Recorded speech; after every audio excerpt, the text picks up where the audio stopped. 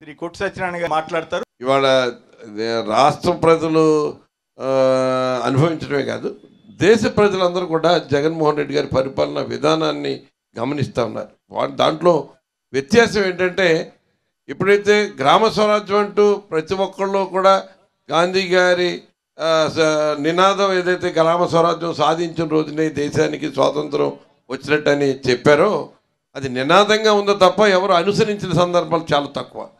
అటువంటి గాంధీ గారి సిద్ధాంతాన్ని ఉనికిపుచ్చుకున్నట్టుగా గ్రామ స్వరాజ్యం తీసుకురావడానికి గ్రామాల్లో గ్రామ సచివాలయాల్ని ఏర్పాటు చేసి, వార్డు సచివాలయాన్ని ఏర్పాటు చేసి, ఇవాళ ఆర్బీకేని ఏర్పాటు చేసి, విలేజ్ హెల్త్ క్లినిక్లు ఏర్పాటు చేసి, డిజిటల్ లైబ్రరీలు ఏర్పాటు చేసి, ఇది ఒక గ్రామానికి వాళ్ళు గ్రామంలో ఉండి ఏదో నేను పట్టణానికి వెళ్ళి అక్కడ ఏదో చెయ్యాలన్న ఆలోచన అవసరం లేకుండా ఇవాళ సాఫ్ట్వేర్ ఇంజనీర్లు కూడా వాళ్ళు గ్రామంలో ఉండే వర్క్ ఫ్రమ్ హోమ్ అన్నది ఇవాళ కాన్సెప్ట్ అయిపోయింది. కాబట్టి వరల్డ్ వైడ్గా అటువంటి వర్క్ ఫ్రమ్ హోమ్ చేసుకోవాలంటే స్పీడ్ ఇంటర్నెట్ కావాలి.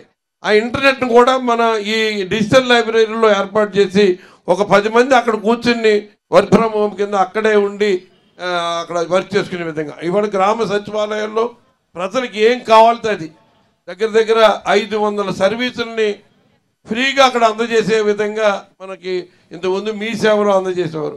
ఇవాళ మనం సచివాలయంలోని అన్ని సేవలు కూడా అందించబడతా ఉన్నాయి.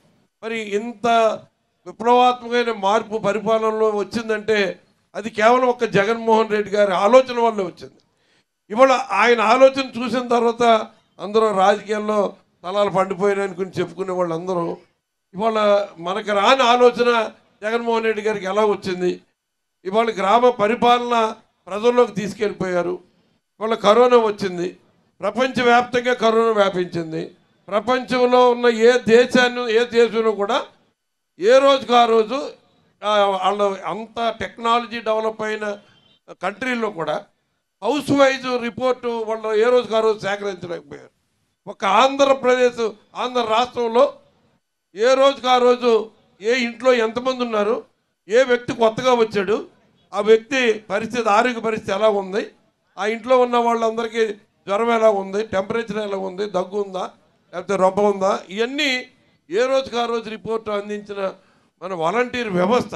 అంటే వాలంటీర్ వ్యవస్థ మొదలుపెట్టిన రోజున ప్రతిపక్షంలో ఉన్న చంద్రబాబు నాయుడు కానీ పవన్ కళ్యాణ్ కూడా చాలా దుర్మార్గమైన వ్యాఖ్యలు వాలంటీర్స్ మీద చేయడం జరిగింది. దానికి వాలంటీర్లు కూడా పాపం ఎంత మనసు గాయమై చాలా నొచ్చుకున్న సందర్భాలు కూడా ఉన్నాయి. ఏదేమైనా పరిపాలనా వ్యవస్థలో ఇవాళ భారతదేశంలో ఒక అగ్రగణ్య నేతగా ఆయన పరిపాలనా దక్షుడిగా దార్శనికుడిగా మరి ఆయన భవిష్యత్తుని ఏ రకంగా ఊహించి ఇంత అనుభవపూర్వకమైన మనకు రాని ఆలోచన ఆయనకు వచ్చిందంటే ఆయన యొక్క దూరదృష్టికి అందరూ కూడా హ్యాట్సాప్ అని చెప్పే పరిస్థితి. మిగిలిన రాష్ట్రాల నుంచి కూడా మన రాష్ట్రాలకు వచ్చి ఇక్కడ ఉన్న అధ్యయనాలు చేసి ఈ పరిపాలన మీద, ఈ గ్రామ సచివాలయాల మీద, గ్రామ వాలంటీర్స్ మీద, ఇక్కడ ఉన్న రైతు భరోసా కేంద్రాల ద్వారా నిజంగా అంటే జగన్మోహన్ రెడ్డి గారికి ఒక రివార్డ్ అంటే ఎంఎస్ స్వామినాథన్ గారంటే ఆహార వ్యవసాయ శాస్త్రవేత్తగా భారతదేశంలో కాదు ప్రపంచ దేశంలో ఆయనకున్న గౌరవం ఒక స్థానమట్టు. వ్యవసాయ రంగానికి ఆయన ఒక మూల పురుషుడిగా చెప్పుకునే స్థాయి ఆయనది. అటువంటి ఎంఎస్ స్వామినాథన్ గారు మొన్న ఈ మధ్యన 96 సంవత్సరాలు వయసులో ఆయన చనిపోవడం జరిగింది. ఆయన బ్రతికుండగా ఆయన ఒక కాంప్లిమెంట్ చేశారు. నేను కన్నా వ్యవసాయ రంగం లాభసాటిగా ఉండాలంటే నేను కోరుకున్న విధానాన్ని అవలంబిస్తున్న ఏకైక ముఖ్యమంత్రి ఆంధ్ర రాష్ట్ర ముఖ్యమంత్రి వైఎస్ జగన్మోహన్ రెడ్డి గారు అని ఆయన 94 సంవత్సరాల వయసులో ఆయన కాంప్లిమెంట్ ఇవ్వడం జరిగింది. అవును, మంత్రి గారు చెప్తున్నట్లు రైతు భరోసా కేంద్రాలు ఆ స్థాయిలో ఉపయోగపడుతున్నాయా? అలాగే వాలంటీర్ల వ్యవస్థ నుంచి గ్రామ సచివాలయ వ్యవస్థ వరకు ప్రజలకి మేళ్లు చేకూరుతున్నాయా వాటి ద్వారా? ఆర్బీకే వ్యవస్థ ఇవాళ మరి విత్తనాలు కానీ మరి ప్రతి విషయంలో ప్రతి రైతు ఆర్బీకేకి వెళ్తున్నారు, నమోదు చేసుకుంటున్నారు. మరి విత్తనాలు, ఎరువులు, పురుగు మందులు, ధాన్యం మద్దతు ధరకు అమ్ముకుంటున్నారు.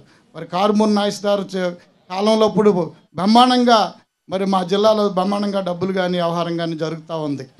అంతేకాదు మరి రైతాంగానికి సాకారంగా ఉండాలంటే ఇవాళ పురుగు మందులు ఎరువులు రేట్లు విపరీతంగా పెరిగాయి. మరి దృష్టిలో పెట్టుకొని అయినా మరి రైతు భరోసా 13,500 రూపాయలు టెన్షన్గా వేయడం. మరి మొన్న తుఫాన్ వచ్చింది, అంతకుముందు తుఫాన్ వచ్చింది. తుఫాన్ వచ్చిన సంవత్సరంలోనే వెంటనే ఇన్పుట్ సబ్సిడీ రిలీజ్ చేయడం. మరి ఏది అవకాశం ఉన్న మేర రైతుకి ఎక్కడ కూడా కరోనా వచ్చి 2 సంవత్సరాలు ఇంత ఇబ్బంది అయినా 2.5 ఏళ్ళలో ఎన్నో సంస్కరణలు తీసుకొచ్చారు ఆయన. సంస్కరణలు చేయాలంటే దమ్ము దిల్లు ఉండాలి. ఎవరు కూడా జగన్మోహన్ రెడ్డి చేసినట్టుగా ఈ రాష్ట్రంలో అంత దిల్లుగా సంస్కరణలు చేయలేరు. ఇవాళ మొక్క వేసాడు, మామిడి మొక్క వేసాడు, అన్ని మొక్కలు వేసాడు. ఈ ఎదగాలంటే ఇంకో 5 ఏళ్ళు 10 ఏళ్ళ పాటు ఆయన పరిపాలన చేస్తే అవినీతి అనేది ఉండదు. ఈ సంస్కరణల వల్ల అన్ని శాఖల్లో నీతి నిజాయితీ వస్తుంది. ఇప్పుడు జగన్మోహన్ రెడ్డి గారు తీసుకొచ్చిన, మీరు ఇప్పుడు అనేక సంస్కరణలు చెప్పారు, నిజంగానే ఏ ముఖ్యమంత్రి కూడా ఇన్ని సంస్కరణలు తీసుకురాలా.